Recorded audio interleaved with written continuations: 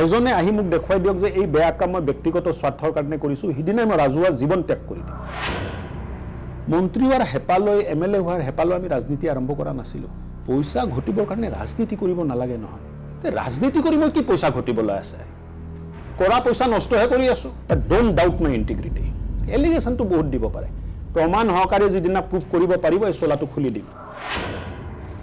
কষ্ট কৰি এই পৰ্যায়ত পাইছোঁ। পলিটিক্স কৰা মানুহৰ পৰা বেছিছে বেছি আপুনি ঠিকা পাব, ছাপ্লাই পাব। মইতো জীৱনত কোনো ঠিকা ছাপ্লাই কৰি পোৱা নাই। মইতো ক'লোতো, অপেনলি কৈছোঁ, কোনোবাই আহি প্ৰুফ কৰি দিয়ক। মোৰ গোটেই জীৱন খোলা কিতাপ। Under A impression if somebody tries to malign my image, I think it is not fair. আৰু আমিতো প্ৰত্যেক 5 বছৰ আকৌ লাইচেঞ্চখন ৰিনিউ কৰি আহিব লাগে।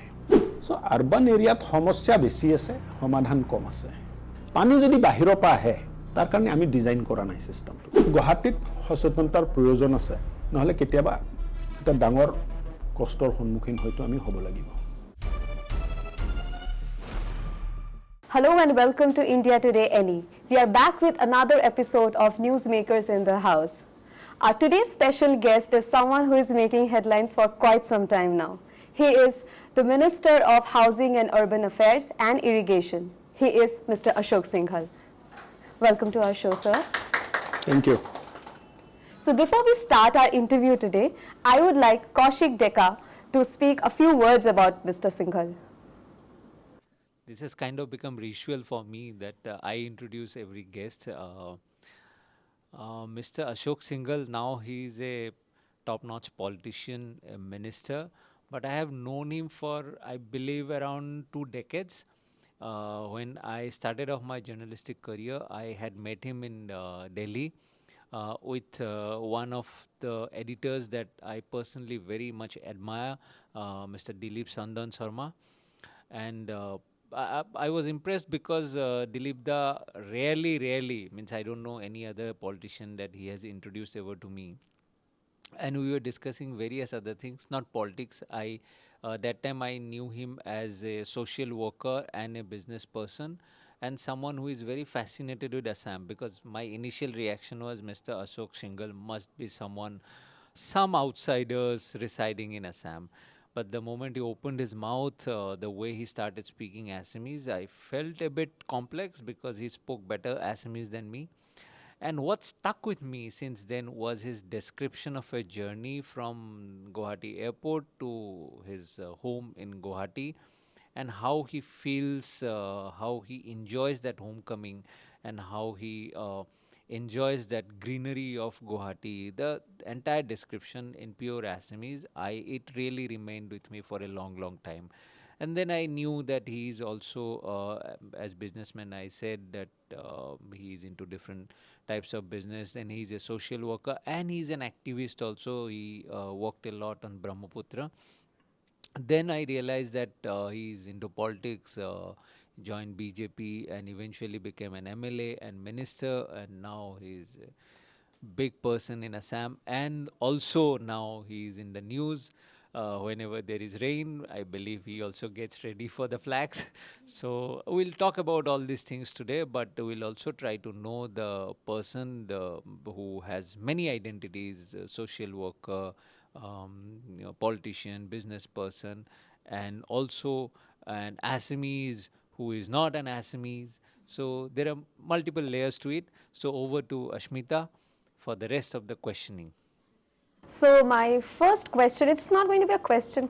I want to know about your political experience in Assam. Like, if I'm not wrong, you've been working in Assam since 2016. See, So, 2016 I became MLA, but Yeah. I joined BJP in 1990. okay. And when I joined BJP, it was not, BJP was nowhere to be seen as a political party with some big followings here. But I come from a RSS background. My father was in RSS. He was arrested and he was in jail during the emergency. So we have that kind of atmosphere at home. Political leader, other activists, they used to visit us, nationalist leaders, they used to visit us. And somehow I have also got into that idea of nationalism. And I joined BJP in 1990. And we have worked hard from then only. And today BJP is in power. We never imagined that there will be a BJP government in Assam one day. That time we never imagined, and we did not join BJP to become MLA or a minister. But destiny has put us here. So that is how I'm sitting with you. Okay. So, like, let us talk about the recent things happening in the state. Like, I'm sure you must be knowing it's about the flood situation, right? So, what is your take on it? A lot of people, like the other day, we went out, we spoke to the people who were actually the victim. So, they said, ki, you know, the drains were not clean and a lot of complaints. So, how would you want to address to those issues? See, first of all, this artificial flood is really painful. And on 5th of August, whatever has happened, I feel sorry for that. But one thing we need to understand, we have a drainage system in Guwahati that is artificially created. Those are concrete drainages. We have natural drainage system which we call Lakhizan, Bahini, Bhorolu, Mora Bhorolu, Pamohi and few others. By and large, Guwahati has a good carrying capacity. Guwahati water drainage system,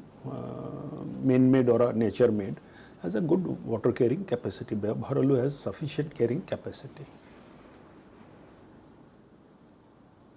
Now, if water is more than the carrying capacity, it will spill over. Now, this glass can hold 500 milliliter of water. Till 500 milliliter of water, it will not spill. The moment you put 501, that 1 ml will spill over. That day, what rainfall we received on 5th of August between 3 to 5 p.m. Yeah. was the rainfall usually we receive was the 25% of the rains which we receive during rainy season during a month. So, month's 25% rain we have received in 90 minutes. That has created the problem. Still, lot of things need to be done. I don't deny that, and we are working on that. Lot of ease out has happened. Earlier, we used to see water on GS Road here and there on this small with this small rain. Now that has been taken care. Earlier, if the water used to recede in 4 hours, now it is receding in 1 hour. But we are trying to bring it down. But now the big problem is there's a lot of water coming in from the Meghalaya side. We are trying to check that today also, morning 7 o'clock, 2 teams are working how to arrest that problem. A lot of interventions has been made, some diversion has been made to Silsaku. But sometime accident happens, and that day it happened. That was a huge volume. See, there are 2 things you need to understand. One, that the incident has happened. More important, why the incident has happened and how can we prevent in future. So we are working on that, but still, end of the day, every system has its own carrying capacity. Now, your office, you have 20 chairs. Suddenly, if the 30 people come, you cannot make everybody sit. 10 people would be standing. So sometime it happens, people stand also. So that day was a sorry day. I feel sorry for that. মই অসমীয়াতে সুধিব বিচাৰিছোঁ বুজাৰ কাৰণে মই যাতে সৰলভাৱে সকলোৱে বুজি পায়। আপুনি ঠিকেই কৈছে, সিদিনা অসাধাৰণভাৱে বৰষুণ দিলে আৰু গুৱাহাটীৰ যিমান কঢ়িয়াব পৰা শক্তি, পানী যিবোৰ নলা নৰ্দমা আছে, প্ৰাকৃতিক হওক বা মানুহে বনোৱাই হওক, সেইবোৰে কঢ়িয়াব পৰা শক্তিতকৈ বেছি বৰষুণ আহিলে তেনেকুৱা হ'ব পাৰে। কিন্তু আজিৰ যুগত বহুতে এইটো সুধিব, যিহেতু আমি আগতেই গম পাওঁ যে বৰষুণ দিব পাৰে বা গুৱাহাটীত এনেকুৱা অৱস্থা হ'ব পাৰে, আমাৰ ইয়াতে আগজাননী দিব পৰা ব্যৱস্থা আছে, তো কি কাৰণে সেই ঘটনাটো তাৎক্ষণিকভাৱে হ'ল যে কোনেও একো গমেই নাপালে বা প্ৰশাসনৰ ফালৰ পৰা এনেকুৱা কিবা কৰিব পৰা ব্যৱস্থা আছিলে নেকি যে এনেকুৱা এটা সম্ভাৱনা আছে অধিক বাহন যদি পথত থাকে তেতিয়াহ'লে এনেকৈ যান-জঁট হ'ব পাৰে বা মানুহৰ কষ্ট দুৰ্গতি হ'ব পাৰে তো পুনৰাই যাতে এইটো পুনৰাবৃত্তি নহয় সেইটো কেনেকৈ কৰিব বিচাৰিছে কি ধৰণৰ পদ্ধতি যাতে সাধাৰণ মানুহে আশ্বস্ত হয় এইখিনি আপোনাৰ পৰা এইখিনি কথা শুনাৰ পিছত যে আমি আৰু এনেকুৱা দুৰ্গতি চাগে ভুগিব নালাগিব 2 নম্বৰতে আপুনি যিটো নলা নৰ্দমাৰ কথা কৈছে বহুতেই আপত্তি কৰে যে এই নলা নৰ্দমাবোৰৰ যিমান ধৰণে তাক ঠিকমতে ৰাখিব লাগে তাক পৰিষ্কাৰ পৰিচ্ছন্নতা বা পানী কঢ়িওৱাৰ সামৰ্থ্য এইবোৰ পৰীক্ষণ কৰিব লাগে সময় অনুপাতে সেই ঠিক ধৰণে কামবোৰ হোৱা নাই তো কিয়নো এই বিষয়ে আপুনি মন্ত্ৰী আৰু সাধাৰণতে কি হয় আপোনাক নুসুধাকৈ বহুত সময়ত মানুহে কথাবোৰ কৈ দিয়ে যে আপোনাৰ কাৰণে হোৱা নাই বা মুখ্যমন্ত্ৰীৰ কাৰণে হোৱা নাই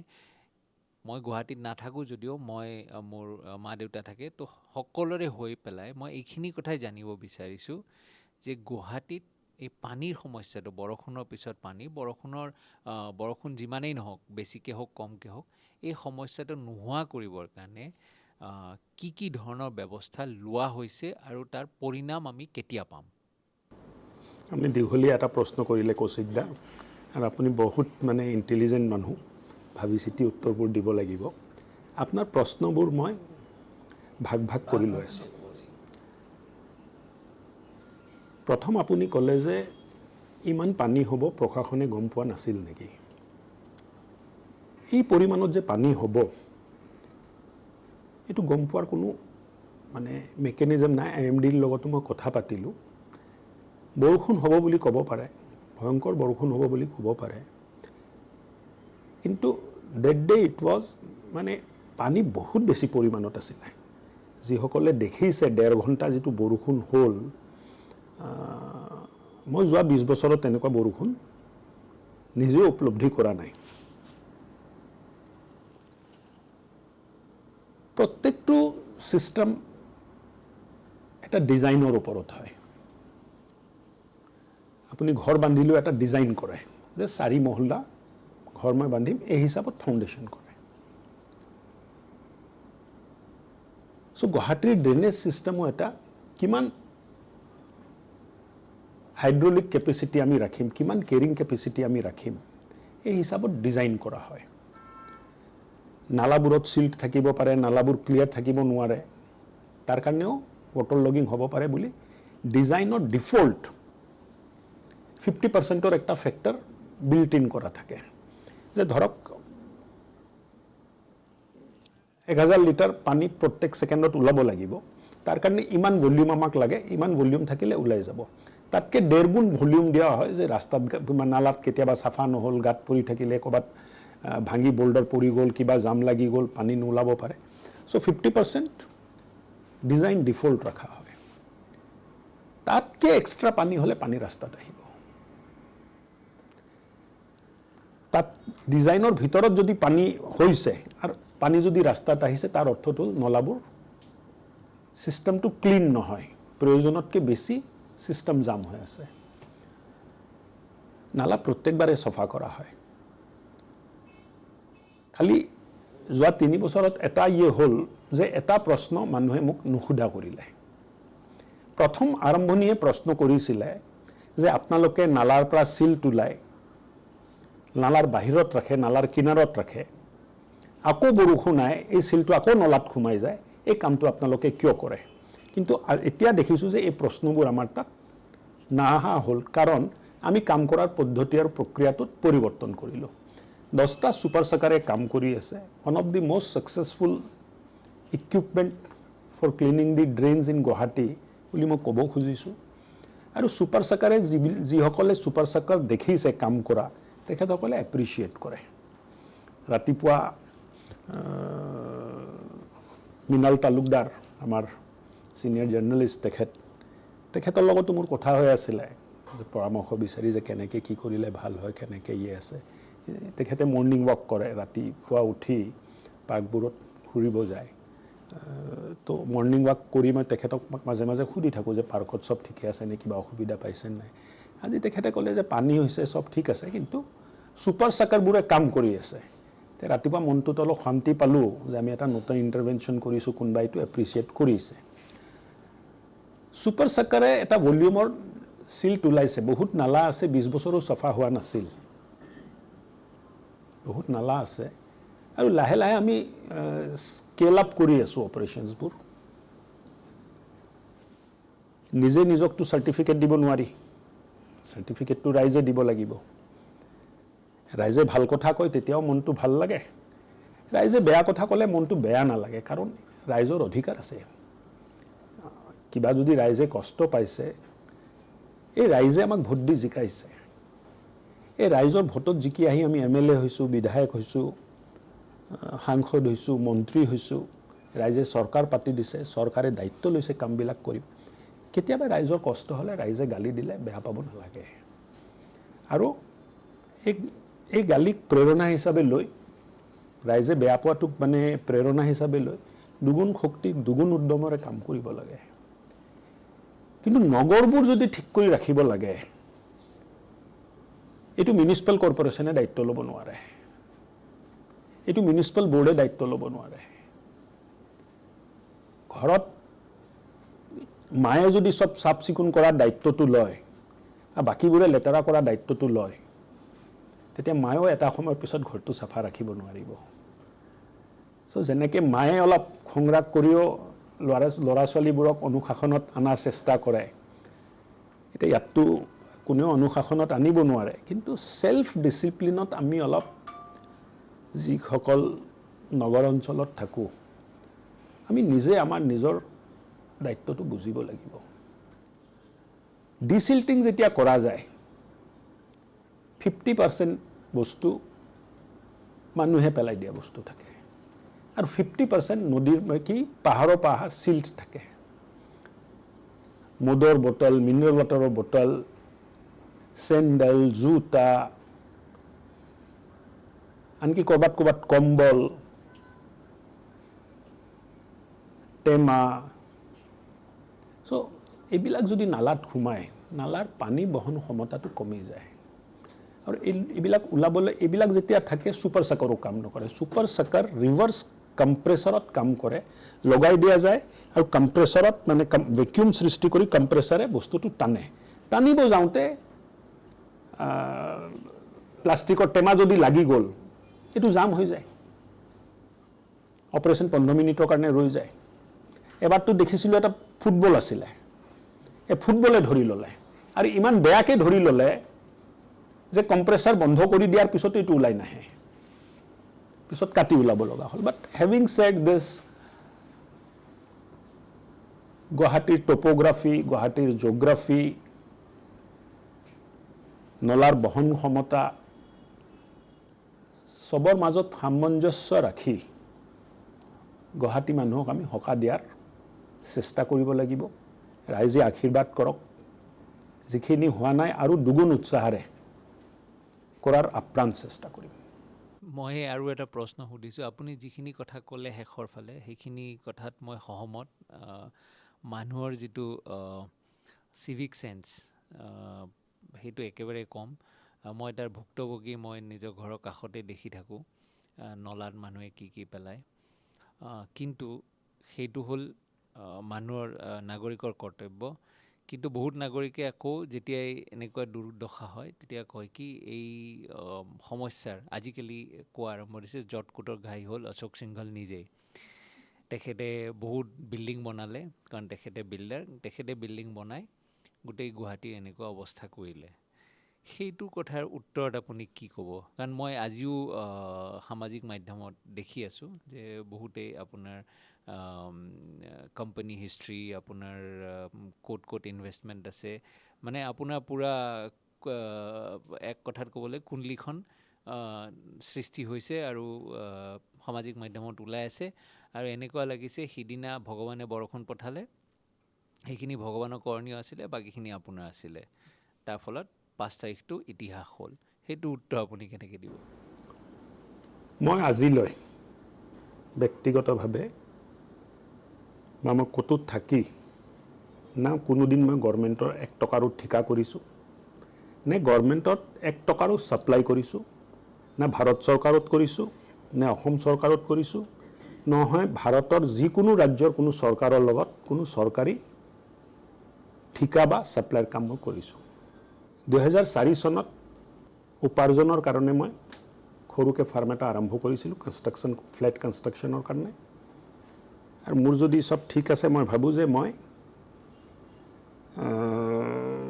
2010-11 মানত এইটো মই এৰি দিলোঁ তাৰপিছত ব্যৱসায়ৰ লগত মোৰ ডাইৰেক্ট ইনডাইৰেক্ট কোনো সম্পৰ্ক নাই কোনোবাই মোৰ ইনভেষ্টমেণ্টৰ কথা ক'ব খোজে ক'ব খোজে মই দুটা ইলেকশ্যন খেলিলোঁ চ' মোৰ 2016 এফিডেভিট চাব পাৰে আৰু মোৰ 2021 যিটো মই এফিডেভিট দিছোঁ মোৰ সম্পত্তিৰ পৰিমাণ কিমান বাঢ়িছে তাত চালেইতো মানে কথাবিলাক জল পটপট হৈ যাব মোৰ দুজন ল'ৰা দুজনে ভাল পঢ়া শুনা কৰিছে ডাঙৰজনে আমেৰিকাৰ পৰা ইঞ্জিনিয়াৰিং কৰি আহিছে সৰুজনে দিল্লী ভগত সিং ইউনিভাৰ্চিটিৰ পৰা বিকম কৰিলে আৰু তাৰপিছত CFA এটা কোৰ্স হয় চাৰ্টাৰ্ড ফাইনেন্সিয়েল এনালিষ্ট আমেৰিকান ইনষ্টিটিউটে ৰান কৰে এই প্ৰগ্ৰামটো সৰু ল'ৰাটো এইটো পাছ কৰিলে ইণ্ডিপেণ্ডেণ্টলি তেখেতসকলে ব্যৱসায় কৰি আছে এণ্ড অকল মোৰে নহয় মোৰ পৰিয়ালৰ প্ৰত্যেকজন ব্যক্তিৰ বিজনেছ ৰিলেটেড ট্ৰানজেকশ্যন গভৰ্ণমেণ্টৰ লগত কোনো সম্পৰ্ক নাই বুলি মই মন ডাঠি ক'ব পাৰোঁ বিল্ডিংটো বহুত বনি আছে গুৱাহাটীত আপুনি অবৈধভাৱে বনাইছে মানে এইটোৱে মই কৈছোঁ যে মোৰ সময়ত কোনো অবৈধ হোৱা নাই আৰু GMD আছেতো হাইকোৰ্ট আছে GMD আছে GMC আছে nobody is above law and as a public leader as a public representative I'm open for any scrutiny but then you have to ask question to the firm which is building and I think they will readily provide under an impression if somebody tries to malign my image I think it is not fair because I cannot speak on behalf of others and if you ask whosoever is doing they will openly give you all the answers how can somebody do illegal construction and get the occupancy certificate from RERA all the real estate projects in Assam are under Real Estate Regulatory Authority, which is in short called RERA. RERA does not allow you to change the drawing. There cannot be unauthorized construction under RERA. People are under illusion, somebody tells unauthorized. Now let me make you all understand how the things work. GMDA, GMC will give permission. এইটো অসমৰ মানুহৰ কাৰণে অসমীয়াতে বুজাই দিয়ক যিকোনো building permission নগৰ অঞ্চলত আৰু মাষ্টাৰ প্লান এৰিয়া ভিতৰত যদি কোনোবাই ঘৰ বনাব বিচাৰে ঘৰ বনাবৰ কাৰণে নিজৰ মিউনিচিপালিটি নিজৰ ডেভেলপমেণ্ট অথৰিটি প্ৰথম ডেভেলপমেণ্ট অথৰিটি তাত যাব লাগিব ডেভেলপমেণ্ট অথৰিটিয়ে লেণ্ড ইউজ কি তাত কমাৰ্চিয়েল বনাব পাৰে নে নোৱাৰে তাত ৰেচিডেঞ্চিয়েল বনাব পাৰে নে নোৱাৰে প্ৰত্যেকটো মাটিৰ বা প্ৰত্যেকটো এৰিয়াৰ এটা জোনিং আছে যাক আমি ভাগ কৰোঁ residential zone industrial zone commercial zone mix use zone green belt eco sensitive কেইবাবিধ জোনিং থাকে পাব্লিক ইনষ্টিটিউশ্যনছ জোন এইমতে যেতিয়া আপুনি এপ্লাই কৰিব আৰু আপুনি ক'ব যে এইটো মোৰ ড্ৰয়িং আৰু তাত আপুনি লিখিব যে আপুনি কি বনাব ৰেচিডেঞ্চিয়েল জোনত কমাৰ্চিয়েল বনাবৰ কাৰণে পাৰ্মিশ্যন নাপায় কমাৰ্চিয়েল জোনত আপুনি ইণ্ডাষ্ট্ৰি লগাবৰ কাৰণে পাৰ্মিশ্যন নাপায় চ' ইন এ ৰেচিডেঞ্চিয়েল জোন যেতিয়া আপুনি এপ্লাই কৰিব তেখেতসকলে আপোনাক ক্লিয়াৰেঞ্চ দিব য়েছ আপুনি ঘৰখন বনাব পাৰে আৰু ৰিয়েল ষ্টেট প্ৰজেক্ট মেণ্ডেটৰিলি মানে আৰ্বান এৰিয়াততো মেণ্ডেটৰিলি আপুনি পাৰ্মিশ্যন ল'বই লাগিব পাৰ্মিশ্যন নোলোৱাকৈ যদি বনায় তেতিয়া আনঅথৰাইজড ইনলিগেল ৰিয়েল ষ্টেট প্ৰজেক্টছবোৰক GMDA, GMC পৰা পাৰ্মিশ্যন ল'ব লাগে একবাৰ যেতিয়া পাৰ্মিশ্যন পায় এই GMDA, GMC পৰা পাৰ্মিশ্যন পোৱা ড্ৰয়িং তেখেতসকলে ৰেৰাত জমা দিব লাগে কিমান ফ্লেট হ'ব কিমান স্কোয়াৰ ফিট হ'ব গোটেইটো ৰেৰাত জমা দিব লাগে একবাৰ ৰেৰাত জমা দি দিয়াৰ পিছত ৰেৰা এটা নম্বৰ দিয়ে আগেইনষ্ট প্ৰত্যেকটো প্ৰজেক্টৰ বিপৰীতে এটা নম্বৰ দিয়া হয় এই নম্বৰটো আপুনি আপোনাৰ এডভাৰটাইজমেন্ট বা সেলস মেটেৰিয়েল যিখিনি থাকে ব্ৰচাৰ থাকে তাৰ ওপৰত লগাব লাগে তাৰ পিছত আপুনি ফ্লেটটো পাব্লিকক আগবঢ়াব পাৰে তাৰ আগত ৰেৰা ৰেজিষ্ট্ৰেচন হোৱাৰ আগত এটা ফ্লেট বিক্ৰী কৰিলে you are doing a illegal activity ৰেৰাত একবাৰ ড্ৰয়িং জমা হৈ গ'ল আৰু ফ্লেট বিক্ৰী হোৱা আৰম্ভ হৈ গ'ল তাৰ পিছত ড্ৰয়িং চেঞ্জ কৰিব নোৱাৰে মই জিএমডিএ চেয়াৰম্যান আছিলো এটা সময়ত তেতিয়া আমি এটা বাইলো চেঞ্জ কৰিছিলো আগত আছিল 10% কম্পাউন্ডিং কৰিব পাৰে এই 10% কম্পাউন্ডিংটো আমি হটাই দিলো যেটো ড্ৰয়িং দিছে তাত 1 ফুট 8 পিস হ'ব পাৰে ভুলত কেতিয়াবা হৈ যায় তাৰ কাৰণে এটো লিবাৰ্টি দিয়া আছে তাৰ বাহিৰতো এক মানে আপুনি ইফাল কৰিব নোৱাৰে আপোনাৰ কনষ্ট্ৰাকশনটো ইলিগেল হৈ যাব ইলিগেল কনষ্ট্ৰাকশন হৈ গলে আপুনি অকুপেন্সি নাপায় অসম চৰকাৰৰ নিয়ম আছে যে ফ্লেটবোৰ যাক সেল কৰিছে ৰেজিস্টাৰ কৰাৰ কাৰণে অকুপেন্সি আহিব লাগিব অকুপেন্সি পাব হলে আপুনি আকৌ জিএমসি জিএমডি তাত যাব লাগিব যে মোৰ সময়ত মই এই বিল্ডিং বনাম বুলি পাৰমিশন লৈছিলো আৰু এই মতে মই ৰেৰাৰ ৰেজিষ্ট্ৰেচন পালো মই ফ্লেটবোৰ বনালো এতিয়া মই ৰেজিস্টাৰ কৰিব খুজিছো মোৰ বিল্ডিংটো সম্পূৰ্ণ হল আপোনালোকে আহি ভেৰিফিকেশন কৰি মোক অকুপেন্সি সাৰ্টিফিকেট দিয়ক জিএমডিএ জিএমসি বা লোকাল অথৰিটিৰ মানুহে যায় গোটে বস্তুটো বুজাই আহিব চাই আহিব যে বিল্ডিংটো ড্ৰয়িং মতে হৈছে নে নাই এটা সাৰ্টিফিকেট দিব যে বিল্ডিংটো ড্ৰয়িং মতে হৈছে এটো ৰেৰাত জমা দিব লাগে যে আমি অকুপেন্সি পালো অৰ্থাৎ প্ৰজেক্টটো কমপ্লিট হল তেতিয়া ৰেৰাৰ ইস্যুটো ক্লোজ হৈ যায় আৰু আপুনি ফ্লেটবোৰ ৰেজিস্টাৰ কৰিব পাৰে ইমান জটিল প্ৰক্ৰিয়াৰ পিছত কোনবাই যে ইলিগেল কনষ্ট্ৰাকশন কৰিব পাৰিব ৰেৰাৰ আন্ডাৰত মই নাভাবো Okay, in cognizance to this, I have a question. Like the opposition has claimed, like the protect property which they claimed is under your name. Okay, so that it is not under my name. Okay, so which they claimed. Like I'll complete my question. Yes, I created Protect way back in 2005. Yeah. I left Protect in 2011, 2010-11. I believe I left, and there is no issue in doing genuine business. Okay. As far as I know, wherever I did the project, that time it was not mandatory to take the occupancy certificate. But during my tenure, after that what happened, who is looking, what is happening, I am not aware. But till then all the occupancies were taken. It was an admired brand. Okay. Yeah. Okay, so the question is, so there is this protect property which they claimed violated the regulations and built a property of 17th floor, like it's a 17-storied building. So since they claim like it is under your name, and why it is not under my name, so I would like how to true clarify. are those No, I would like to accusations? clarify. No, Yeah. see, I have given, first of all, it is not under my name. Number two, I have told you a very rigorous process. মানে প্ৰক্ৰিয়াটো কিমান জটিল তাৰ মাজত কোনবাই illegal কৰিব পাৰিব বুলি কোনবাই যদি ভাবে তেতিয়াতো মোৰ ক'ব লগা একো নাই এটা ফ্ল্যাট সেল কৰাৰ আগত আপুনি ৰেৰাৰ পাৰমিশন ল'ব লাগে ৰেৰাত ৰেজিষ্ট্ৰেচন হ'ব লাগে ৰেৰা ৰেজিষ্ট্ৰেচন কৰাৰ পিছত ড্ৰয়িংটো বদলি কৰাৰ কোনো প্ৰাৱধান নাই আৰু আছে যেটো প্ৰাৱধান 2/3 মানুহৰ অনুমতি ল'ব লাগিব এটো কম্বাৰসম মানে আছে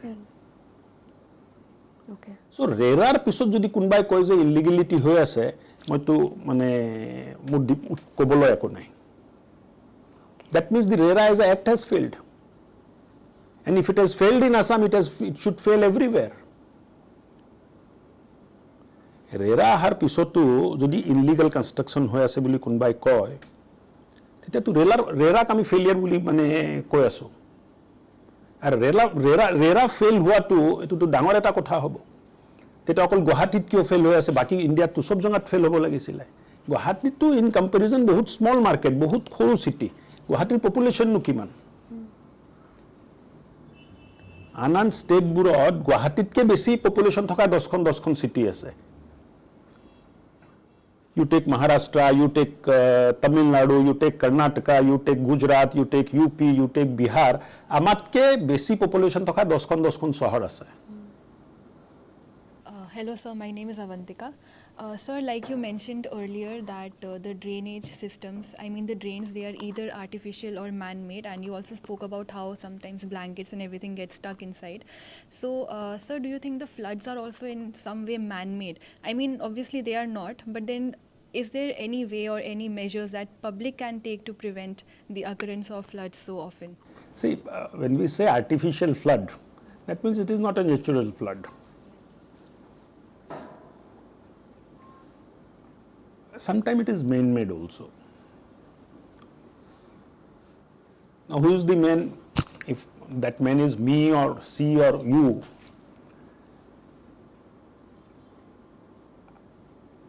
urban flooding is a phenomenon now. Because whatever development is taking place, it is an unplanned development. If you do a planned development, you can address all these problems. হয় কি মানুহে প্ৰথম ঘৰ বনায়, প্ৰথমটোতো ৰাস্তা নবনায়, প্ৰথমে মানুহে মাটি কিনি ঘৰ বনায়।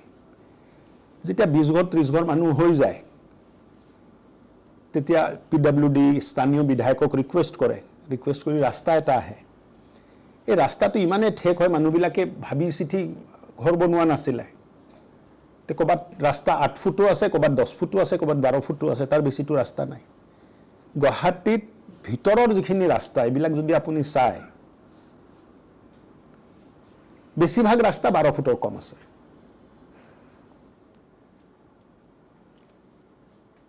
তাত ড্ৰেনেজ কেনেকৈ বনিব, তাৰ পানী কেনেকৈ ওলাব, তাত ফায়াৰ ব্ৰিগেড কেনেকৈ যাব,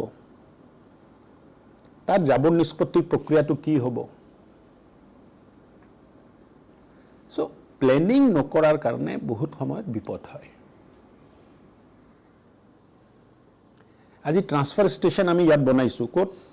জু ৰোডত ৰাজধানী নাৰ্ছিং হোমৰ সন্মুখত। আমাৰ দিনত নহয়, বহুত আগতে বনিলে, কিন্তু এইটো জাগা নহয় মানে ট্ৰান্সফাৰ ষ্টেচনৰ কাৰণে। কিন্তু কোনো জাগা আমি ৰাখাও নাই, তো এতিয়া বিকল্পও নাই। বহুতে মোক কয় এইটো উঠাই দিব লাগে, মই উঠাই দিম, বনাম কয়টো কওক। চ' চিটিৰ এটা ইনবৰ্ন প্ৰব্লেম থাকে, নগৰীয়া সমস্যাবোৰ বেলেগ, গাঁৱৰ সমস্যাটো বেলেগ। নগৰ অঞ্চলবোৰত আমি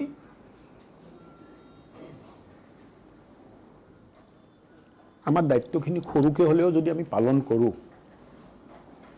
বহুতখিনি সমস্যাৰ পৰা আমি মুক্তি পাব পাৰোঁ।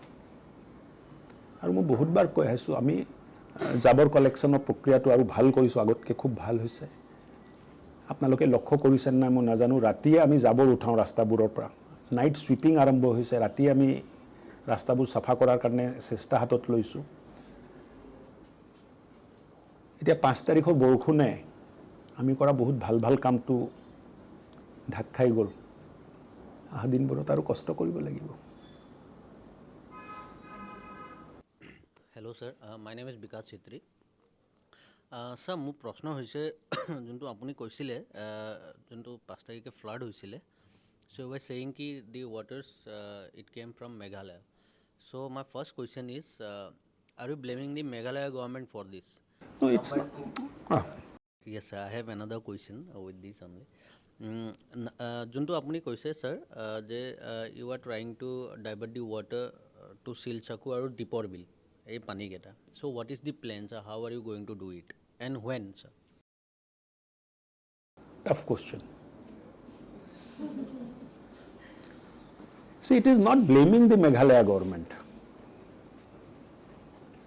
Meghalaya government does not want to flood Assam or Guwahati.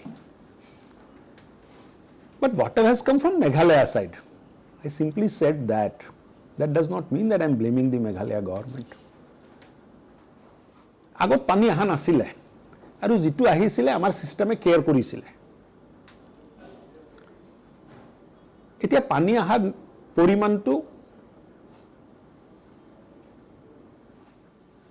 কেতিয়াবা বৰষুণ বেছি হ'লে বেছি হয়, কিন্তু বহুত স্পীডত পানী আহে। আগত পানী আহিছিলে একে মানে 10 লিটাৰ পানী যদি এটা জাগাত পৰে water retaining capacity পাহাৰবোৰৰ বহুত বেছি আছিলে পাহাৰ কাটি দিয়াৰ কাৰণে পানীটো পটকে বাগৰি তললৈ আহি যায় সো 10 লিটাৰ বৰষুণ হলেও তাৰ ইম্পেক্টটো তলত আহি 100 লিটাৰৰ হয়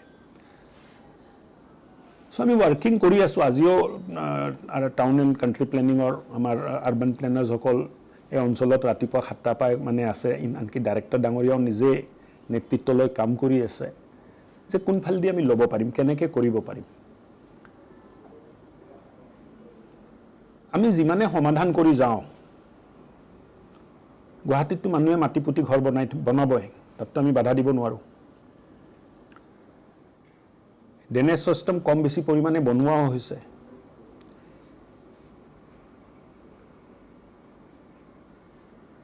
গুৱাহাটীৰ তিনফালে পাহাৰ আছে পাহাৰৰ পানীও নামি আহে লগত ৰঙামাটিও নামি আহে সানমাৰী এৰিয়াত আপুনি দেখিব যে প্ৰত্যেকবাৰ যেতিয়া পানী আহে কিমান ৰঙামাটি নামি আহে এই মাটিবোৰ আকৌ ড্ৰেনত যায় আকৌ ড্ৰেনৰ পৰা আমি ডিসিল্ট কৰিব লাগে সো কালেক্টিভলি মানুহে এটা সিদ্ধান্ত ল'ব লাগিব যে আমি কেনেকৈ কাম কৰিব পাৰো মোক দুখ দিছে বাৰু মই স্বীকাৰ কৰি লৈছো মই ভুল স্বীকাৰ কৰাত মোৰ কোনো আপত্তি নাই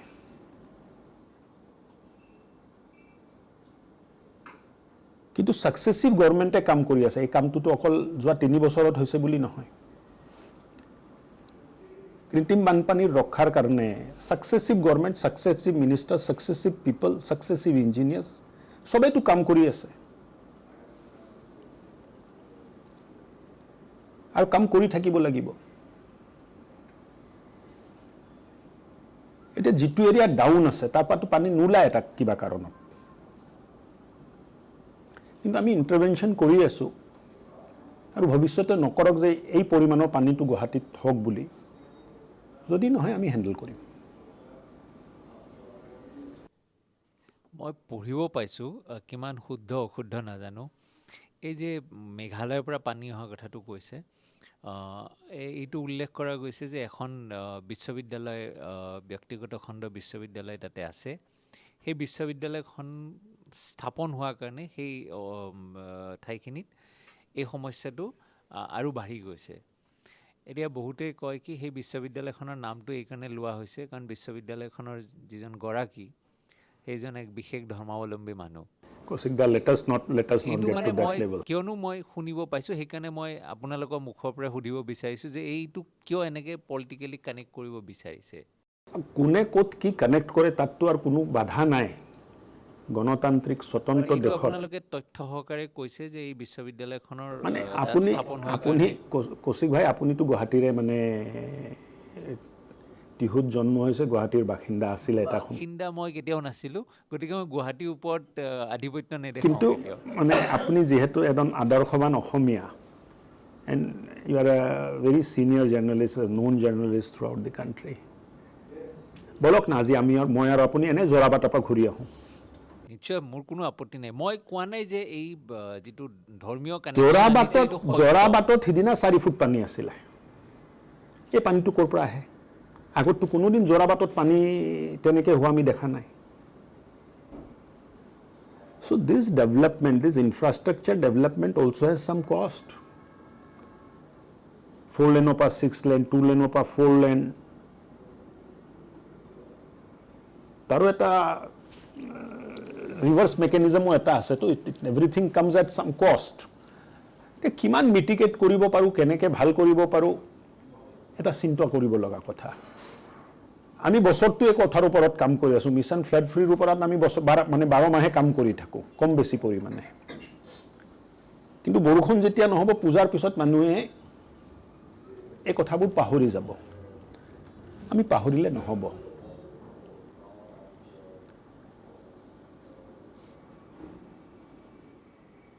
আমি গুৱাহাটীবাসী ৰাইজে অসমবাসী ৰাইজে নগৰ অঞ্চলত বিশেষকৈ থকা ৰাইজে আৰু এতিয়াতো নগৰ অঞ্চল বুলি কি কম ঢেকিয়াজুলিত আৰ্টিফিচিয়েল ফ্লাড হয় যোৰহাটত সিদিনা আৰ্টিফিচিয়েল ফ্লাড হৈ গ'ল যোৰহাটত কোনোদিন ফ্লাড হোৱা নাছিলে ডিব্ৰুগড়ত কি ভয়াবহ পৰিস্থিতি হ'ল আপোনালোকে নিজে দেখিছে নলবাৰীত আৰ্টিফিচিয়েল ফ্লাড হৈ গ'ল সৰু সৰু টাউনবোৰতো আৰ্টিফিচিয়েল ফ্লাড হোৱা আৰম্ভ হৈছে মোৰ সমষ্টিৰ মিউনিচিপালিটিটো বহুত সৰু তাত আৰ্টিফিচিয়েল ফ্লাড হৈছে কাৰণটো কি টাউনৰ মাজৰ পৰা তিনখন সৰু সৰু নদী গৈছে তাত পানী যায় পৰে এতিয়া ঢেকিয়াজুলি অঞ্চলত পানী মানে এই জান জুৰি নদীবোৰ ইনক্ৰোচমেন্ট হৈ গ'ল মানুহ পুতি পেলালে পুতি ঘৰ বনাই দিলে অলপ এক অৰ্থত প্ৰকৃতিৰ সকিয়নি এইটো ল'ব লাগিব এতিয়া মই য'ত বহি আছো সব কথাটো বিচাৰিলেও মই ক'ব নোৱাৰো কিন্তু সবে অলপ হ'লেও বুজিব লাগিব নহ'লে ভৱিষ্যত আৰু কষ্ট হ'ব পাৰে আজি আপোনালোকৰ মাধ্যমত এটা কথা কৈছো মই আজি আছো মন্ত্ৰী হয়তো গোটেই জীৱন মন্ত্ৰী হৈ নাথাকো সবৰে এটা বয়স আছে আয়ুস আছে আৰু আমিতো প্ৰত্যেক 5 বছৰ আকৌ লাইসেন্সখন ৰিনিউ কৰি আহিব লাগে কিন্তু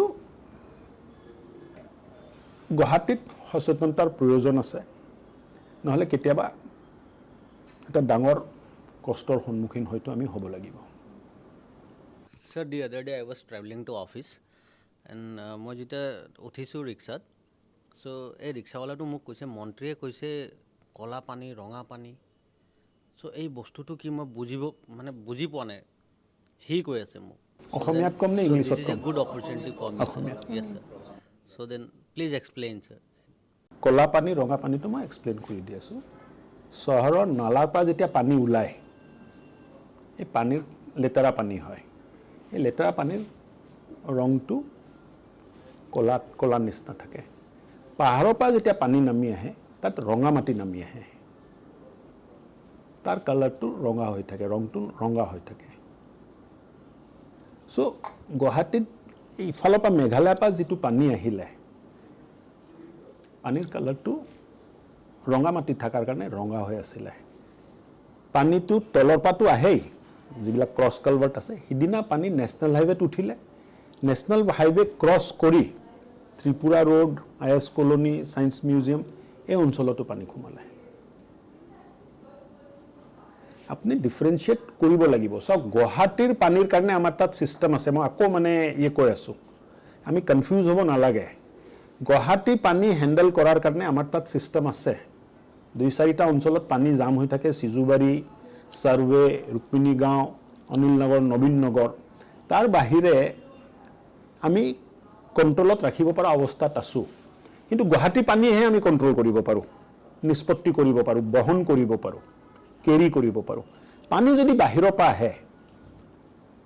তাৰ কাৰণে আমি ডিজাইন কৰা নাই সিস্টেমটো Sir, পাহাৰটো গুৱাহাটীতো আছে sir. তাৰ পৰা আহে পানী তাৰ কাৰণে ৰঙামাটি গুৱাহাটীতো আছে. নাই ৰঙামাটি মই ক'লো মইতো আগো এই মোৰ কথাতে মই ক'লো যে সানমাৰী যেটো মাটি নামি আহে পানী নামি আহে তাৰ কালাৰটো আপুনি চাব ৰঙা হৈ থাকে এই মাটিটো আকৌ ক'ত খুমায় নলাত খুমায় তে যিমানে সফা নকৰক 3টা বাৰিখাৰ পিছত বস্তুটো ভৰ্তি হৈ যায় মানে এই ইমান মাটি কতো কোনো মানে বহুত কম চহৰ আছে যত ইমান মাটি পাহাৰৰ পৰা নামি আহে Sir, but the situation of flood, it has been here since years, like for years basically. So why we haven't come up with a permanent mechanism to control this, be the waters come from Meghalaya or any other state, or be it artificial flood or rainfall. By now we should have been ready with such kind of disasters. At times I also think like you. At times I also think like you. I wish the size, the carrying capacity of Vahini should have been the same as it was originally. The Lakhijan was in same shape and same width as it was originally. People have encroached. There is a RCC building, 4-story building there. So I cannot increase the carrying capacity of Lakhijan. I cannot increase the carrying capacity of Bahini. Only thing what I can do is desilt. And beyond a point I cannot desilt also. Because then those buildings will collapse. That construction will come down. So within limitations, whatever is possible, we are trying to do. Yes, we will try to do more speedily, more in a technically possible way. বহুত পানী আমি divert কৰিছোঁ মেঘালয়ৰ পৰা আমাৰ এই যে Greenwood ৰিসৰ্টৰ ফালৰ পৰা যিটো পানী আহে এই যে ইফালৰ পাহাৰৰ গণেশ মন্দিৰৰ মানে যিটো জোৰাবাদ যাওঁতে গণেশ মন্দিৰ আছে তাৰ পৰা যিটো পানী নামি আহে এইটো গুৱাহাটীত নোসোমায় আগতে এইটো পানী গুৱাহাটীত সোমাইছিলে গোটেই ভেটেনেৰীৰ সন্মুখত এইবিলাক গোটেইটো পানী হৈ যায় এই পানীটো এতিয়া ডাইভাৰ্ট কৰা হৈছে ভেটেনেৰী কলেজৰ পিছফালেদি ডাঙৰ এখন কৃত্ৰিম নালা বনাই এজ গুড এজ বাহিনী এই নালাটো বনাই পিছফালে লৈ যায় এইটো শিলচাকুৰ ফালে ডাইভাৰ্ট কৰা হৈছে সো প্ৰত্যেক মানে ইয়াৰ পিছত এটা ডাঙৰ ডাইভাৰচন লাগে বাট এটা সময়তো তাৰো সীমাটো শেষ হৈ যাব হেল্ল' স্যাৰ মোৰ নাম আতিক স্যাৰ ফ্লাডৰ ওপৰত নকওঁ আৰু স্যাৰ আপুনি বহুত আমাক বুজালে ফ্লাডৰ কথা so' changing the topic from flood I want to like concentrate on the roads the traffic basically so' being the sir GDD minister sir মই এটা কথা সদায় মন কৰোঁ I will take a sample of like only 2 police stations Dispur police station and Hatinga police station because this is the most frequent road which I travel every day. Sir, is vehicles of seized kore sir. Sir, is there any permanent solution where these vehicles can be parked or placed? Because if you see, hey road to a seized vehicle kin thakar karne kiman traffic congestion hoy. Point number 1 and point number 2, my question is today revolving around like clearing the roads only. Eto topic asile second topic to sir what happened to the Beltola Bazaar market sir jonto complex to bonaisile hetu bonuar pisotu etio sir apnar jonto rush hoy so there are like incidents of pickpocketing tate manhe dub pai rastat gole because like they are unable to get a place inside the market etu ketia mane hobo sir hoy sir Atiq ভাই আপনি প্ৰশ্ন কৰিলে মই ভাল পালো কোনবাই প্ৰশ্ন কৰিব কেতিয়াবা মই উত্তৰ দিম বুলি ভাবি আছিলোঁ গুৱাহাটী ডেভেলপমেণ্ট ডিপাৰ্টমেণ্ট বুলি কোনো ডিপাৰ্টমেণ্ট এতিয়া নাই এই ডিপাৰ্টমেণ্টটো মাৰ্জ হৈ গ'ল নতুন ডিপাৰ্টমেণ্টৰ নাম হ'ল department of housing and urban affairs Guwahati উন্নয়নৰ কাৰণে কোনো মন্ত্ৰী নাই মিউনিচিপালিটিৰ কাম কাজ চাবৰ কাৰণে আমাৰ বিভাগ আছে এতিয়া মানুহে মোক মানে কিবা হলে মোক প্ৰশ্ন কৰে ঠিকে অতিক ভাইও মুকে প্ৰশ্ন কৰিলে যে থানাৰ সন্মুখত গাড়ীটো কিয় থাকে এই প্ৰশ্নটো আপুনি কৰিলে আপুনি ভাবি আছে যে সব কথা মোৰ দায়িত্বত আছে মোৰ দায়িত্বত গুৱাহাটীত আমাৰ বিভাগৰ লগত কাম কৰা হ'ল GMDA আৰু GMC জল বোৰ্ড যাক আমি প্ৰত্যক্ষভাৱে যাৰ লগত যিটো মানে সন্থাৰ লগত আমাৰ প্ৰত্যক্ষভাৱে কথা বাৰ্তা হয় বা তেখেতসকলে আমাক ৰিপৰ্ট কৰে তিনটা সন্থা GMDA GMC এণ্ড জল বোৰ্ড তাৰ বাহিৰে এটাও ৰাস্তা আমি নবনাও এটাও ড্ৰেইন আমি নবনাও এটাও ট্ৰাফিক মেনেজমেণ্ট আমাৰ নাই কিন্তু ইয়েছ সময়ে সময়ে যিটো আপুনি ক'লে যে বহুতে ভাবে গুৱাহাটী উন্নয়ন ট্ৰাফিকক লৈ আমি পুলিচৰ লগত বহু কথা পাতোঁ ইয়ে কৰা হয় এই কথাটো আহিছে যে এটা সেন্ট্ৰাল ডিপো বনাব পাৰি নে নোৱাৰি যিমান এক্সিডেন্ট হোৱা গাড়ীটো তাতে লৈ যায় পেলাই দিব কিন্তু কিবা ইন্স্যুৰেন্সৰ প্ৰবলেম আছে কিবা ইন্স্যুৰেন্সে তাত এভিডেন্স বিচাৰে সেটআপ বিচাৰে কিবা কিবি মানে মোক বুজালে বাহিৰত মই দেখিছো যে তেনেকুৱা অকল এক্সিডেন্ট হোৱা গাড়ীয়ে নহয় মানে বিদেশত মই দেখিছো যে নো পাৰ্কিংত যিবিলাক গাড়ী লাগি থাকে য'ত পাৰ্কিং কৰিব নালাগে কোনবাই যদি কৰি দিয়ে পাৰ্কিং এই গাড়ীও টোচন কৰি লৈ যায় কবত বেলেগত থৈ দিয়ে সো লাহে লাহে ভাল হ'ব দিয়ক ইমান হতাশ হ'ব নালাগে হতাশাক স্থান নিদিব প্ৰত্যেকটো ইনসিডেন্টে আমাক মানে নতুন এটা লেসনও দিয়ে আৰু আৰু উদ্যমতাৰে কাম কৰাৰ প্ৰেৰণাও দিয়ে সো আমি সবে মিলি ভাল কৰিম মই যেতিয়া আপুনি সম্পৰ্কে মানুহৰ মাজত কথা পাতো মই আপোনাক ব্যক্তিগতভাৱে মই ক'লোৱে 20 বছৰ ধৰি জানো আৰু আপুনি গ্ৰাছৰুটত ৰাজনীতিত কাম কৰিছে সোশ্যাল ওয়াৰ্কো কৰিছে ব্যৱসায় কৰিছে সেইটো কোনো ভুল কথা নহয় আপুনি উপাৰ্জনৰ কাৰণে কিবা কৰিবই লাগিলে হয় কিন্তু ঘূৰি পাকি মানুহে এটাই কথা কয় আপোনাৰ যে ৰাজনীতিত যে বিজেপিত আপুনি আজিৰ ভাষাত ক'বলৈ হ'লে আচল বিজেপি আপুনি পুৰণি বিজেপি কিন্তু মানুহে কয় কি আপুনি ৰাজনীতিত এইকাৰণে সুবিধাটো পাইছে কাৰণ আপোনাৰ হাতত এসোপামান টকা আছে আপুনি মাৰোৱাৰী ব্যৱসায় এসোপামান টকা দিয়ে মুখ্যমন্ত্ৰী গতিকে আপুনি সুবিধাও পাইছে আপুনি মন্ত্ৰীও হৈছে আৰু আপোনাক আজীৱন মানে এই মন্ত্ৰিত্বৰ পৰা যাব নিদিয়ে কাৰণ এইটো এটা টকা ঘটা মিনিষ্ট্ৰী এই সম্পৰ্কত আপুনি শুনা পায়নে এইবোৰ কথা আৰু ছ'চিয়েল মিডিয়াত কোনোবাই লেখে মানে আপোনাৰ কেনেকুৱা অনুভৱ হয় কৌশিক ভাই অৰিজিনেল বিজেপি ডুপ্লিকেট বিজেপি বুলিতো একো নাই She is also India today. You are also India today. You cannot claim that I am original India today. She is duplicate India today. Once inside India today, everybody is India today. দুই number মোৰ বহুত পইচা আছে ইয়ে আছে যিসকলে ভাবে কিন্তু আপুনিতো অন্তত ভাবিব নোৱাৰে কি আপুনিতো মোৰ ঘৰত গৈছে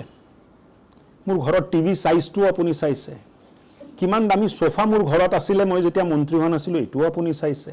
কোনটো গাড়ীত মই উঠিছিলো 20 বছৰ আগত এটো আপোনাৰ জনা আছে মন্ত্ৰী হোৱাৰ আগলৈ কোনটো গাড়ীত উঠিছিলো এটো আপোনাৰ জনা আছে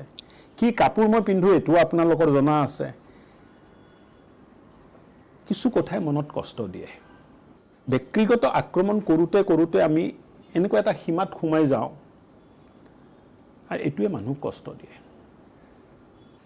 মন্ত্ৰী হোৱাৰ হেপালৈ এমএলএ হোৱাৰ হেপালৈ আমি ৰাজনীতি আৰম্ভ কৰা নাছিলো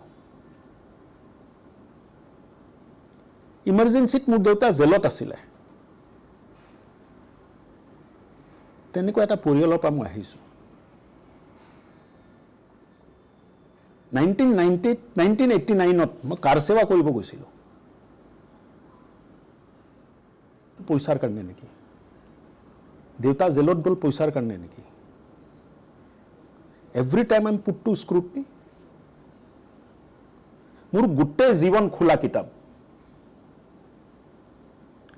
এজনে আহি মোক দেখুৱাই দিয়ক যে এই বেয়া কাম মই ব্যক্তিগত স্বাৰ্থৰ কাৰণে কৰিছো হিদিনাই মই ৰাজহুৱা জীৱন ত্যাগ কৰি দিম বগা কাপোৰ পিন্ধি আছো যিদিনা এটা সেকা কোনবাই লগাব পাৰিব বগা কাপোৰে পিন্ধা বন্ধ কৰি দিম I'm not in politics for these petty things. আৰু ভাৰতবৰ্ষত যিবিলাক মানুহ ভাল ব্যৱসায় কৰিছে ভাল মানে উন্নতি কৰিছে সব কি ৰাজনীতি কৰিছে নেকি ৰাজনীতিত আহি পইচাহে বৰবাদ হয় মইতো এটোহে বুজিলো এইটো প্ৰথম শুনিলো মইতো কৈ আছো আপোনাক পকেটৰ ধন ভাঙি কাম কৰিব লাগে মানুহে কয় পইচা ঘটিছে পইচা ঘটিবৰ কাৰণে ৰাজনীতি কৰিব নালাগে নহয় যিবিলাক ষ্টাৰ্টআপ চলি আছে যিবিলাক ষ্টাৰ্টআপে মানে ইউনিকৰ্ন হল এইবিলাক ৰাজনীতি কৰি হল নেকি নে কোনোবা ৰাজনীতিবিদৰ আশীৰ্বাদত হল নেকি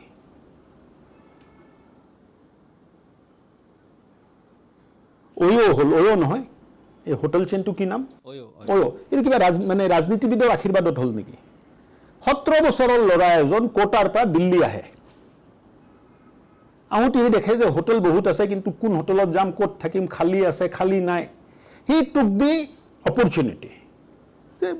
কি আছে মই যদি এনেকুৱা এপ এটা বনাও সব হোটেলে তাত ৰেজিষ্টাৰ থাকিব and rest is a history his valuation must not be less than 30,000 crore एक সৰু ল'ৰা এজন কি নামটো পাহৰিলো Agarwal Riteish Agarwal his valuation is more than 30,000 crore কোনজন পলিটিশিয়ানে 30,000 কোটি টকা কৰিছে এই আমাৰ জমেটো না এটা হোটেল আছে নিজৰ না এটা ৰেষ্টুৰেণ্ট আছে নিজৰ না এটা বাইক আছে নিজৰ অকল ব্ৰেন্ডিং কৰিলে সফটওয়্যাৰ বনালে সি হিজ মানে মাৰ্কেট ক্যাপিটালাইজেশন পলিটিশিয়ানৰ আশীৰ্বাদত হল নে পলিটিক্স কৰি হল ডিএনএৰ জহত হল হা ডিএনএৰ জহত হল পইচা ঘটিবৰ কাৰণে ৰাজনীতি কৰিব নালাগে যিবিলাক মানুহে ভাবে যে ৰাজনীতি কৰি পইচা ঘটিম there is a lot of clean business আৰু ভাৰতবৰ্ষত 99% মানুহে যদি ডাঙৰ হৈছে পলিটিচিয়ানৰ অভিয়নে বিনা পলিটিক্সৰ আশীৰ্বাদত হৈছে পলিটিক্স কৰা মানুহৰ পৰা বেছি আপুনি ঠিকা পাব সাপ্লাই পাব মইতো জীৱনত কোনো ঠিকা সাপ্লাই কৰি পোৱা নাই মইতো কলো তো ওপেনলি কৈছো কোনবাই আহি প্ৰুফ কৰি দিয়ক সাবুন বনাইছো ধূপকাঠি বনাইছো সব কাম কৰিছো দেউতা 15 বছৰ থাকোতে দেউতা ঢুকাইছিল সো কষ্ট কৰি এই পৰ্যায়ত পাইছো গোটেই ইণ্ডিয়াত বিজনেছ আছিল মোৰ that time my turnover was more than 100 crore তে ৰাজনীতি কৰি মই কি পইচা ঘটিবলৈ আছে কৰা পইচা নষ্টহে কৰি আছো মানুহে কয় ৰাজনীতি কৰি পইচা ঘটিছে এইটো ডিপাৰ্টমেণ্ট কোনোদিন এৰি নিদিয়ে মোক দায়িত্ব দিছে মুখ্যমন্ত্ৰী ডাঙৰীয়াই যিদিনাই মুখ্যমন্ত্ৰী ডাঙৰীয়াই ক'ব যে আপুনি আৰু ইয়াত থাকিব নালাগে মই নাথাকো আৰু কাম আমি কৰিছো কিন্তু যিমান কৰিব লাগিছিল হয়তো কৰিব পৰা নাই তাৰ কাৰণে গালি দিয়ক কোনো প্ৰবলেম নাই বাট ডোন্ট ডাউট মাই ইন্টিগ্ৰিটি মই ভুল কৰিব পাৰো কাম কৰাত ভুল হ'ব পাৰে but I am a man of integrity I come from a family মানে ইন্টিগ্ৰিটিত কিয় প্ৰশ্ন কৰে একো যেতিয়া নাপায় তেতিয়া মানুহৰ ইন্টিগ্ৰিটিত প্ৰশ্ন লগাই দিয়ে আৰু মোৰ দুজন লৰা মুতকে বেছি কেপেবল মই যদি এক টকাও নিদিও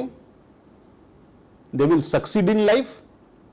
খাই বই নিজেও খাব আৰু 10 জনক খুৱাব পৰা ক্ষমতা কৰি ল'ব পাৰিব এইখিনি বিশ্বাস মোৰ আছে তেনেকুৱা সংস্কাৰ মই দিছো আমি 2 নম্বৰী কৰি পইচা ঘটিবলৈ দৰকাৰ নাই আৰু লৰাকো মই এইটোৱে বুজাও আৰু অকল অসমতে নহয় যতে মানে যাব they will stand out এইটো ডিএনএ আছে তাৰ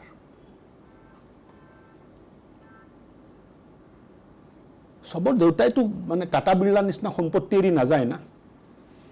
there are many first generation businessmen entrepreneurs কিন্তু পলিটিক্সত থাকিলে এটা বেয়া মানে ইয়ে আছে যেতিয়া একো বিচাৰি নাপায় পইচা ঘটি আছে এটো ঘটি আছে কৰাপশন কৰি আছে মইতো কলো বগা কাপোৰ পিন্ধি আছো এজন এটা চকা কলা যিদিনা কোনবাই লগাব পাৰিব প্ৰমাণ কৰি এলিগেশনটো বহুত দিব পাৰে প্ৰমাণ হকাৰে যিদিনা প্ৰুফ কৰিব পাৰিব এই চলাটো খুলি দিম বেলেগ চলা পিন্ধিলাম thank you That was quite an emotional response. This is my last question, and it's again, Janage Atik was asking as a Bhuktavogi. This is a very personal question. মানে বেলেগ লাইনত অলপ ইমোশনাল হৈ গলো আপনি কিবা কোৱাৰ কাৰণে No, this is a very good response. মই এটা কথা কওঁ ঠিক ভাই যে গুৱাহাটীত বহুতখিনি বস্তু আমাৰ কন্ট্ৰলত নাই মানুহ যদি ভাবে যে ৰাস্তা নহলে মুক টেক কৰে ৰাস্তা পিডব্লিউডি বনাই ড্ৰেইনছো পিডব্লিউডি বনাই traffic to traffic police commissioner পুলিচে মেইনটেইন কৰে সিটি বাস ইফাল হলে ট্ৰান্সপোৰ্ট ডিপাৰ্টমেণ্ট আছে বাট তথাপি আমি কোঅৰ্ডিনেট কৰাৰ চেষ্টা কৰোঁ বেলতলা মাৰ্কেটৰ কথা আপুনি ক'লে মই বেলতলাত এটা মাৰ্কেট নতুনকৈ বনি আছে মই ভাবোঁ যে আৰু বহুত দিন হ'ল ঠেলা দি এতিয়া হয়তো 2-4 মাহৰ ভিতৰত কমপ্লিট হ'ব ডিসেম্বৰৰ ডেডলাইন 4 দিন আগত মিটিং হওঁতে দিলে যিদিনা এইটো কমপ্লিট হ'ব অলপ চেষ্টা কৰিম কিন্তু জনসংখ্যাও মানে বেলতলা বজাৰ যেতিয়া হৈছিল তেতিয়া যিটো জনসংখ্যা আছিল জনসংখ্যা 20 গুণ বাঢ়ি গ'ল আৰু দোকানীও 20 গুণ বাঢ়ি গ'ল তো যিমানে মাৰ্কেট নবনাও কিয় গোটে সব দোকানীটো তাত নাতে এই দোকানীবিলাকক যেতিয়া হাতুৱাৰ ব্যৱস্থা লোৱা হ'ব তেতিয়া প্ৰতিবাদ হ'ব সো সব কথাৰ উত্তৰ নাথাকে আৰু মই ক'লোতো আৰু মোৰ বিভাগটো এনেকুৱা সব কথাৰ উত্তৰ নাথাকে এতিয়া চাওক ইৰিগেশ্যনত ইমান ভাল কাম হ'ল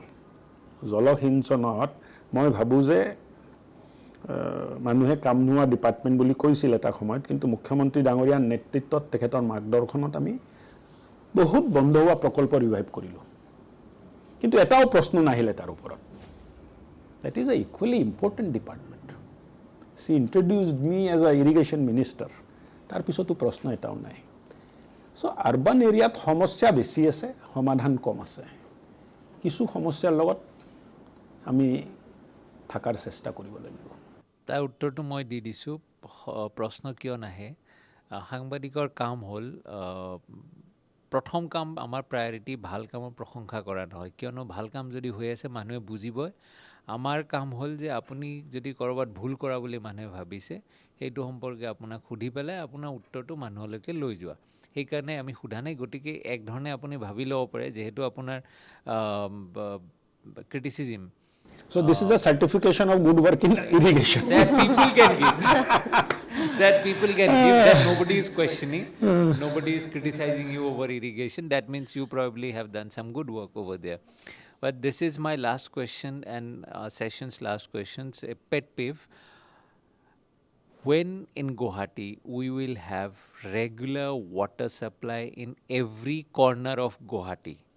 because it's very unfortunate very I feel very ashamed of myself as a person from Guwahati that we have Maiti Brahmaputra next to us flowing and we do not have water supply in every corner of Guwahati what every corner probably 95% of Guwahati they don't have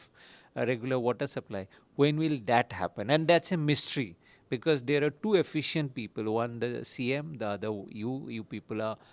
somewhere related to this whole thing but it's very surprising and I'm not questioning the integrity I'm questioning why it hasn't happened it's very surprising you have all the right and you should ask কিন্তু উত্তৰটো মই অসমীয়াত দিম আপুনি যদিও প্ৰশ্নটো ইংলিছত কৰিছে সাধাৰণ মানুহে বুজি পাওক আৰু উত্তৰটো অলপ দীঘলীয়াও হ'ব পাৰে sure গুৱাহাটীত নৰ্থ গুৱাহাটী ৱাটাৰ ছাপ্লাই এটা ডাঙৰ প্ৰকল্প সাউথ গুৱাহাটী ৱাটাৰ ছাপ্লাই এটা ডাঙৰ প্ৰকল্প চেণ্ট্ৰেল গুৱাহাটী এটা প্ৰকল্প চেণ্ট্ৰেল গুৱাহাটী প্ৰকল্পক জাইকা প্ৰকল্প বুলি কোৱা হয় সাউথ গুৱাহাটী প্ৰকল্পটো ফিনান্স কৰিছিলে JNNURM এই প্ৰকল্পটো GMDA কৰি আছিল নৰ্থ গুৱাহাটী প্ৰকল্পটো জাইকা স্পন্সৰ্ড হয় এই প্ৰকল্পটো জল বোৰ্ডে কৰি আছিল চেণ্ট্ৰেল গুৱাহাটী প্ৰকল্পটো জল বোৰ্ডে কৰি আছিল আৰু এটা প্ৰকল্প আছিল for this side Khanapara Beltola এই গুটে পাথৰকুৱাৰী এই গুটে অঞ্চলটোৰ কাৰণে এই প্ৰকল্পটো টেক অফ হ'ল কিন্তু কন্ট্ৰাক্টৰ বেংক্ৰাপ্ট হৈ গ'ল আগৰ কথা 5 বছৰ আগৰ কথা কৈছো এণ্ড তাৰ পিছত এই প্ৰকল্পটোৰ যেটো লোন এমাউণ্ট আছিল স্যাংচন এমাউণ্ট এটো কেনসেল হৈ গ'ল সো প্ৰকল্পটো আমি নতুনকৈ এতিয়া ৰিভাইভ কৰিছো আৰু মই ভাবো যে 6 মাহৰ ভিতৰত বা 4 মাহৰ ভিতৰত নতুনকৈ তাৰ কাম আৰম্ভ হ'ব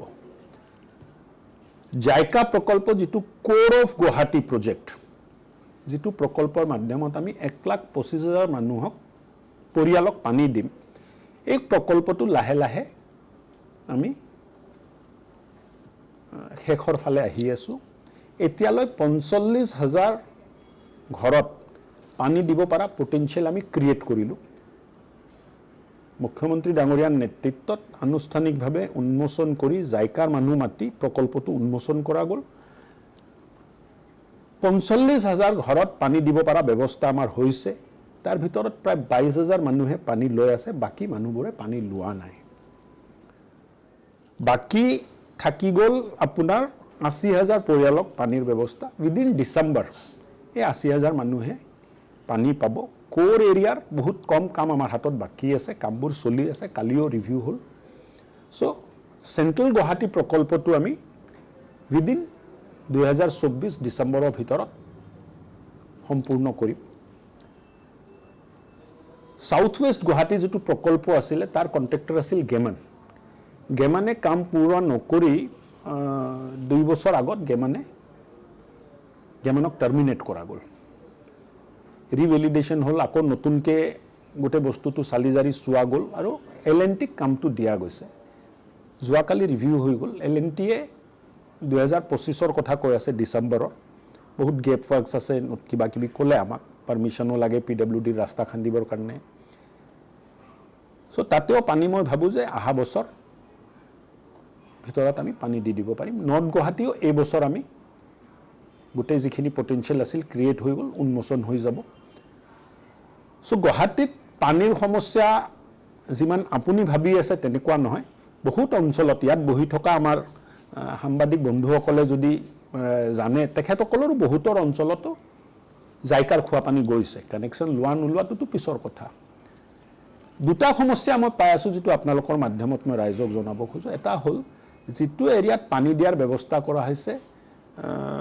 সব ধৰণৰ প্ৰসাৰ কৰাৰ পিছতো মানুহে ঘৰত কানেকশ্যনটো লোৱা নাই যে মোৰ ঘৰত টিউবৱেল আছে টিউবৱেলৰ পানী নাখাব চৰকাৰে ব্যৱস্থা কৰিছে বিশুদ্ধ খোৱা পানীৰ এই পানীয়ে লওক বহুত বেজাৰ আজাৰৰ পৰা মুক্তি পাব টিউবৱেল কেতিয়াবা শুকাব পাৰে তেতিয়া যেতিয়া আপুনি ৱাটাৰ কানেকশ্যন বিচাৰি আহিব কানেকশ্যন দিবলৈ আকৌ আমি ৰাস্তা খান্দিব লাগিব পিছত পাব্লিকে গালি দিয়ে ৰাস্তা খান্দি দিলে এতিয়া ৱাটাৰ কানেকশ্যন এটা ঘৰত কৰিব হ'লেও ৰাস্তা খান্দিব লাগে কিয় পাইপটো মানে ৰাস্তাৰ মিনিমাম 1 ফুট তল কি 1 মিটাৰ তলত থাকে কৰবাত 1 মিটাৰৰ তলত আছে পাইপটো আগত পুতা গ'ল 6 বছৰ আগত ৰাস্তা হৈ ৰাস্তাটো ওখ হৈ গ'ল সো পানী দিয়াৰ আমি চেষ্টা কৰি আছোঁ পানী আমি দিম পানীৰ কাৰণে আমি লাগি আছোঁ সংকল্পবদ্ধ আমি লাগি আছোঁ ৰাইজে পানী লওক য'ত আমি পানী দি আছোঁ নহ'লে সবে যদি নলয় আধাই যদি নলয় পিছত যেতিয়া পানী কানেকশ্যন বিচাৰি আহিব আকৌ ৰাস্তা খান্দিব লাগিব আকৌ মানুহৰ কষ্ট হ'ব আকৌ আমি গালি খাব লাগিব এখানে গালিটো এবাৰে দিয়ক সবে কানেকশ্যনটো লৈ লওক Okay, so before we wind up, just to end the interview session on a lighter note, we would like to hear one of your memorable experiences in your, tenure as a minister. So, would you like to share? Okay, so one of our colleagues wants all to know. achievements are big Okay. One of your biggest. no I don't term this is the biggest achievement this is small all small interventions খৰু যিবিলাক আমি কাম কৰি আছোঁ আজি গোটেই অসমত trade licence online হৈ গ'ল য'ত কেতিয়া কৰবাত 5 মাহ 6 মাহ লাগিছিল ট্ৰেড লাইচেন্স ল'বলৈ এতিয়া 5 মিনিটত অনলাইন ট্ৰেড লাইচেন্স ল'ব পাৰে কামটোতো সৰু কাম কিন্তু বহুত ৰাইজক সকাহ দিছে আপোনালোকে জানে নে নাজানো বাৰু মই নাজানো গোটেই অসমত G+2 ঘৰ বনাবৰ কাৰণে আৰু আপুনি মিউনিচিপালিটিৰ অফিচত যাব নালাগে অনলাইনে আপুনি পাৰমিশ্যন লৈ ল'ব পাৰে গুৱাহাটীত যদি G+2 ঘৰ বনাব লাগে আপুনি আৰু GMDA GMC কাৰো তাত যাব নালাগে আপুনি এপ্লাই কৰি পাৰমিশ্যনটো লৈ ল'ব পাৰে হা কৰিছে কিমান দিনত পালে পাৰমিশ্যন 4 months মান লাগিছে না 4 months তো লাগিব নালাগে তো ইনষ্টেন্ট আপোনাৰ হাতত আছে ইনিশিয়ালি যেতিয়া আপোনাৰ MMGSN মুখ্যমন্ত্ৰী সহজ গৃহ নিৰ্মাণ আঁচনি তাতো লাগিব নালাগে 15 মিনিটত পাৰমিশ্যন পাব সব কাগজ যদি দি দিয়ে আপুনি 15 মিনিট না আগৰ নিচিনা এনেকুৱা নাই আৰু অফিসত যাব নালাগে আৰু মুঠত আপুনি যদি কাগজ নিদিয়ে তেতিয়া আপোনাৰ দোষ আৰু আপুনি এতিয়া কম্পিউটাৰে পাৰমিশ্যন দিয়ে সৰু কাম যে সফটৱেৰ বনাই আমি তাতে দি দিলোঁ কিন্তু কিমান মানুহে মানে সকাহ পালে প্ৰপাৰ্টি টেক্স অনলাইন লোৱা আৰম্ভ কৰিছোঁ লাহে লাহে প্ৰত্যেকটো কাম আৰবান এৰিয়াত আমি অনলাইন কৰি দিব খুজিছোঁ আৰু মই ভাবোঁ জাবৰ নিষ্পত্তিৰ কাৰণে গোটেই অসমৰ 42টা টাউনত জাবৰ নিষ্পত্তিৰ কাৰণে পৰিষ্কাৰ কৰাৰ কাৰণে প্ৰকল্প লাগি আছে যিমান লিগেসি ৱেষ্ট আছে গোটেইটো আমি চাফা কৰাৰ কাৰণে আগবাঢ়িছোঁ সৰু কাম চকুত নালাগে কিন্তু মনক বহুত সন্তুষ্টি দিয়ে সন্তোষ দিয়ে যে নজনাকে যে কামবোৰ মানুহে নাজানে মানুহে নেদেখে কিবা ভাল কাম হৈছে বুলি কিন্তু ট্ৰেড লাইসেন্স 5 মিনিট G+2 ঘৰৰ পাৰমিশ্যন 15 মিনিট মিউনিচিপালিটিত যাব নালাগে সো সব কাম যদি লাহে লাহে আমি ঠিক কৰি ল'ব পাৰোঁ কালেক্টিভলি এটা ভাল অনুভৱ হ'ব বুলি মই ভাবোঁ Yes. Thank you Okay, so thank you so much.